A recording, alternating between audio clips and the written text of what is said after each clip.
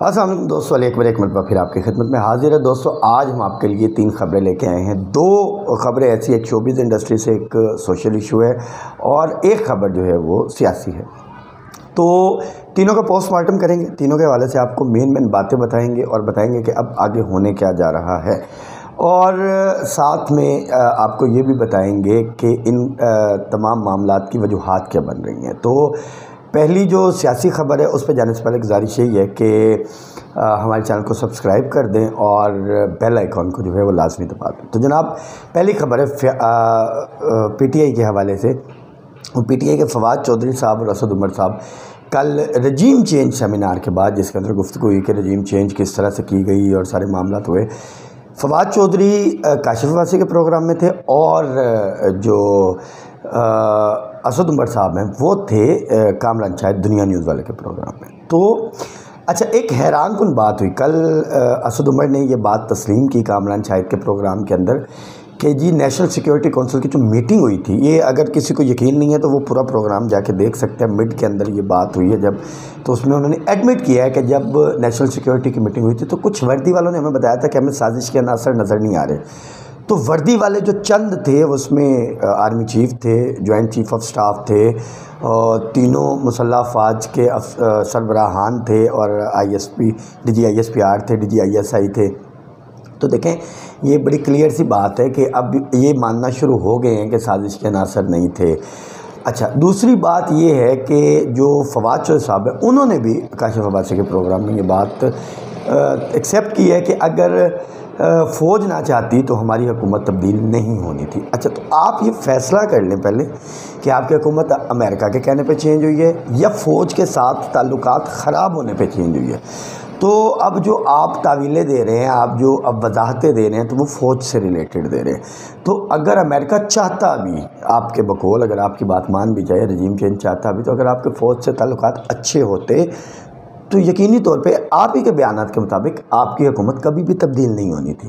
تو مسئلہ یہ ہے کہ آپ کے اداروں کے ساتھ تعلقات اچھے نہیں تھے، اور وہی کام اب یہ کر رہے ہیں کہ اداروں کے اوپر تنقید کر رہے ہیں، اور اس طرح کے ٹرینڈ پاک فوج کے حوالے سے یا عدلیہ جب ان کے حوالے سے فیصلہ دیتی ہے میرٹ پہ اور وہ ان کے خلاف اگر چلا جاتا ہے تو عدلیہ کے حوالے سے ایسے ٹرینڈ بنائے جاتے ہیں، غدار کہا جاتا ہے، اور پتہ نہیں کون سے القابات سے نوازا جاتا ہے۔ تو ٹویٹر کے اوپر بھی آپ نے دیکھا ہے کہ ان کے جو جعلی اکاؤنٹ سے، فیک اکاؤنٹ سے، ان سے جو یہ چیزیں سامنے آتی ہیں۔ اب یہ صرف عمران خان کا ہی مسئلہ نہیں ہے، اداروں کے ساتھ نواز شریف کی بھی نہیں بنی، اداروں کے ساتھ اور بہت سے سیاستدان ہیں، بھٹو صاحب کی نہیں بنی۔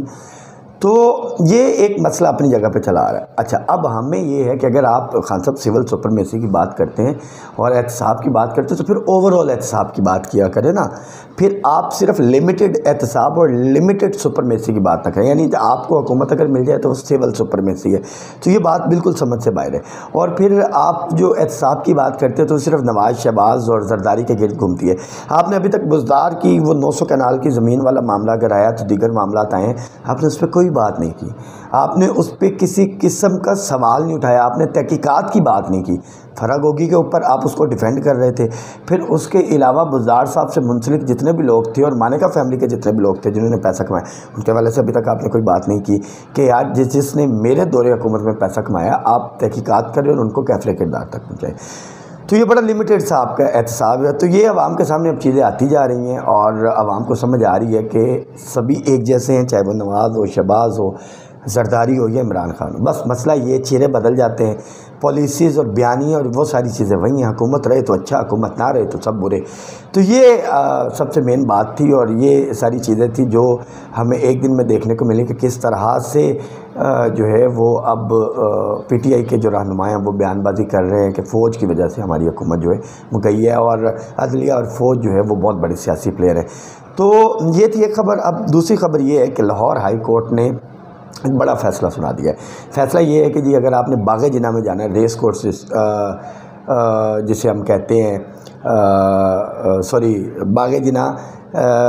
جو ہے اب مار روڈ کے اوپر، گورنر ہاؤس کے بالکل اپوزٹ سائڈ پہ جو باغ جناح، جہاں پہ جناح لائبریری ہے، وہاں پہ جو شہری ہیں جو جائیں گے کوڑا کرکٹ پھیلائیں گے، لاہور ہائی کورٹ نے یہ حکم دے دیا کہ ان کو بھاری بھرکم جرمانہ کیا جائے۔ جی ہاں، اور یہ جرمانے کا جو آغاز ہے وہ کتنی رقم سے ہوگا یہ بھی فیصلہ کر دیا گیا ہے، اور D G P H A جو ہے ان کو یہ کہا گیا ہے کہ جناب یہ جو لوگ ہیں، یہ جو آتے ہیں یہاں پہ بیٹھتے ہیں، کھانا چھانا کھاتے ہیں، یہیں پہ کوڑا کرکٹ پھینک کے چلے جاتے ہیں، ان کو فی الفور جرمانہ کیا جائے اور ان سے جرمانہ وصول بھی کیا جائے۔ تو یہ کیس چل رہا تھا جی اسموک کے حوالے سے لاہور ہائی کورٹ کے اندر، تو اس کے اندر یہ فیصلہ دیا گیا، اور انہوں نے یہ بھی کہا ہے، لاہور ہائی کورٹ نے یہ بھی فیصلہ دیا ہے کہ یہ جرمانہ 200 روپے ہوگا انیشلی، اور اس کو فوری طور پہ جو بندہ ایک سنگل پرسن گندگی پھیلا رہا ہے اس سے یہ وصول کیا جائے گا۔ تو ڈی جی پی ایچ نے کہا جی انشاءاللہ تعالیٰ عدالت کے احکامات پہ من و عن جو ہے وہ عمل ہوگا، اور اب سے جو بندہ ریس کورس کے باغ جناح کے اندر کوڑا کرکٹ پھیلاتا نظر آ گیا، گندگی پھیلاتا نظر آ گیا، تو اس کو 200 روپے جرمانہ ہوگا۔ اس کے بعد تیسری خبر یہ ہے جی کہ فیصل قریشی جو ہے وہ آپ سب جانتے ہیں، فیصل قریشی ٹک ٹاکرز کے ساتھ ایک شو کر رہے تھے، انہوں نے شو چھوڑ دیا۔ شو چھوڑنے کی وجہ بھی بتا دی ہے۔ تو شو چھوڑنے کی سب سے بڑی وجہ جو فیصل قریشی نے بتائی ہے وہ یہ ہے کہ انہوں نے کہا کہ رمضان المبارک میں یہ شو چل رہا تھا تو میرا دماغ بس گھوم گیا، تو دماغ جب گھوم گیا تو میں نے شو کو خیر آباد کہہ دیا۔ تو ایک انٹرویو کے دوران ان سے سوال کیا گیا کہ کیوں آپ کا دماغ گھوم گیا، کیا ہو رہا تھا ایسا؟ تو نے کہا یار دیکھیں شو کے اندر بہت سی ایسی چیزیں جو نہیں ہونی چاہیے، جو غلط ہو رہی تھی، اور وہ جو غلط چیزیں ہو رہی تھی میرا ان پہ اندر سے دل جل رہا تھا، اور میں کہہ رہا تھا کہ اچھا یار اور کچھ نہیں تو میں جو ٹھیک کر سکتا ہوں کم از کم وہ تو ٹھیک کروں۔ تو انہوں نے کہا کہ میں اس کو ٹھیک کرنے کے لیے میں نے شو کو جو چھوڑ دیا۔ تو یہ تھی خبریں، امید کرتے ہیں آپ کو بڑی اچھی لگی ہوں گی، اور مزید خبروں کے لیے بھی ہمارے چینل کو سبسکرائب کریں، ویڈیو کو زیادہ سے زیادہ لائک کریں، شیئر کریں۔ ہمیں اجازت دیں، اللہ حافظ۔